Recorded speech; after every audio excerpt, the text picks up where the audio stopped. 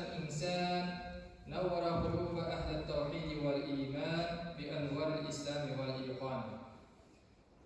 Barcha maqtovlanlar yer ham ko'klarni, kishilarni ham jinlarni yo'qdan bor qiluvchi Alloh taolaga tegishli. Alloh taola kishining tilini suylashi hurmatini berdi. Ham Allohni bir deb tanishlarning, ham iymon ahllarining yuraklarini islom hamdaqli inomi bilan nurlantirdi.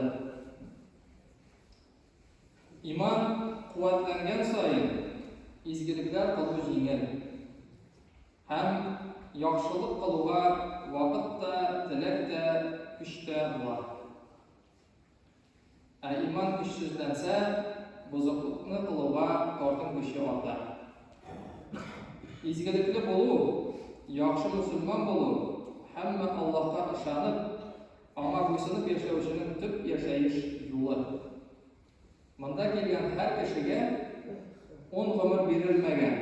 Shulay bo'lgach, birdan bir umrni noshabot bilan to'ldiruv aqlli ish tugildi.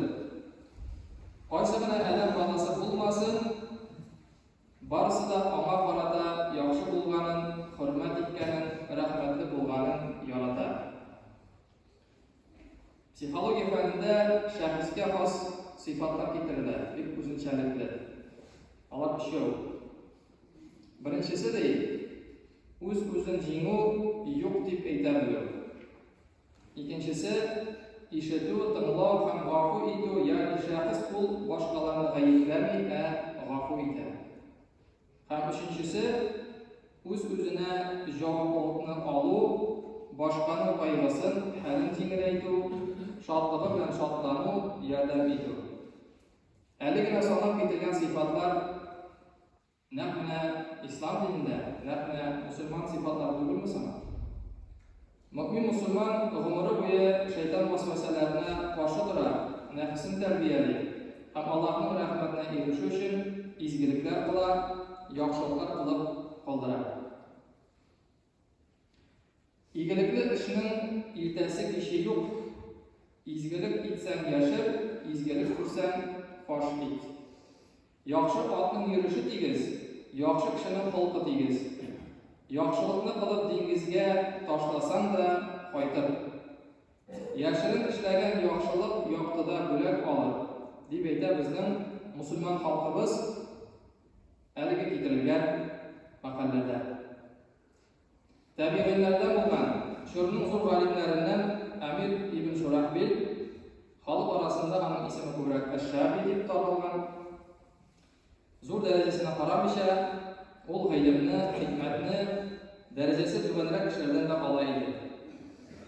Badaviylardan biri Ash-Shabining darslarini doimiy yuri, lekin darslarda har vaqt shum qanday ham indashmay turgan bo'ladi. Bir vaqt g'alim bunlardan so'rab qo'yadi. Sen ishlab сөйләшкәндә sizga qo'shilmaysan. Shunda Badaviy, men shum turam, tindayim ham o'zlashtiram, anglarga tirisham. Shundaqda kishi quloqlari bilan tinday, ham tinglagan narsa aniq bo'ladi. Atili bilan aytgan narsa ul endi aniq tugul, ul boshqalarga aytishadi.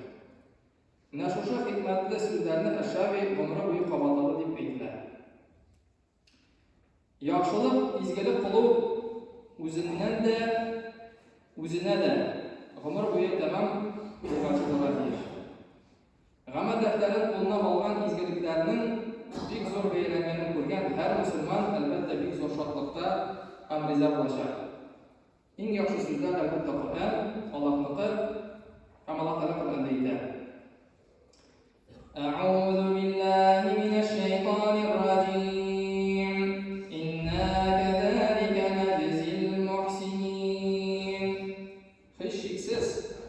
Biz Allohga itoat etuvchi yaxshi musulmonlarga yaxshi ne'matlar beramiz. Va la tufsidu fil ardi ba'da islahiha wad'uhu khawfan wa tama'an inna rahmatallahi qaribun minal muhsinin. Yerda Alloh taolo payg'ambarlar jibarib tuzib qilgandan so'ng kufr ham gunoh sababli buzuqlik qilmaymiz. Allohga qo'rqqan ham ümit etken halde dua kılabız. Dürüstlükte Allah Teala'nın rahmeti izgelip kılışılarına yakın. Men caa bil hasenati felahu hayrun minha ve hum min feza'in yevmehidin aminun. Birov to'la iman bilan yaxshi ish qilsa, onun için kılgan amelinden ortiqroq savob bo'lar. Bu kishilar qiyomat kunining qo'rqinishidan emin bo'lurlar. Wasbir fa innalloha la yudhi'u ajral muhsinin. Sabır bul, şidan bul. Allah yolunda sabit, nıqlı bulup için elbette şidanlık gerek hem izgelik kıl. Allah izgelik kılışılarının savablarını hiç duymaz, yokka çıkarmaz. Nerse sonu yaxşılık. Sevgili Peygamberimiz sallallahu aleyhi ve sellem bir hadisinde bulay deyil. عن النواس بن سمعان رضي الله عنه عن النبي صلى الله عليه وسلم قال: البر حسن الخلق والإثم ما حك في نفسك وكرهت أن يطلع عليه الناس. Nawas bin Sam'an radıyallahu anh sözlerin tavşırları boyunca Allah'ın elçisi aleyhisselam etken: yaxşılık ol, yaxşı qılık. Günah senin ko'nglingni burchig'an, do'qinlantirgan, lekin sen kishilar biluvni tilamagan narsa. Abu Hurayra radıyallahu anh söylegen: Allah'ın elçisi aleyhisselam aytdi deydi: ey kishilar, Allah Teala yaxshi, hamud yaxshidan boshqani qabul etmaydi. Dürüstlükte Allah Teala müminlerge, peygamberlerge buyurgan narsani buyurgan.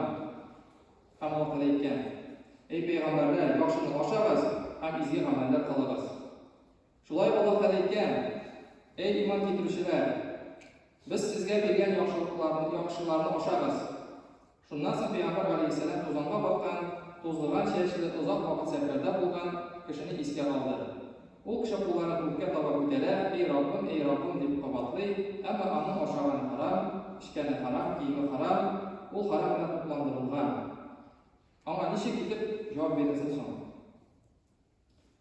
Shulay boshqa bir hadisda Abu Hurayra radhiyallohu anhu so'zlari rivoyatlari bo'yicha Allohning elchisi alayhissalom aytgan: Dürüstlükte Allah Teala aytgan: menga yaqin bo'lgan kishi bilan kurashishga men so'g'ish e'lon ekan. Banda menga yaqinayotgan qilgan ishlarining menga eng suyuklisi men ona foris qilganlari. Men uni yaratganchi, banda menga istalgan amallar qilib yaqinlashar. Men uni yaratgach, uning eshitishi qulog'i, ko'ra turgan ko'zi, tuta turgan qo'li, yuri turgan oyog'i bo'lacaqdir. Ham bu mendan bir narsa so'rasa, men hech shaksiz uni berishakman. Mendan yo'qlov so'rasa, yo'qlayashakman.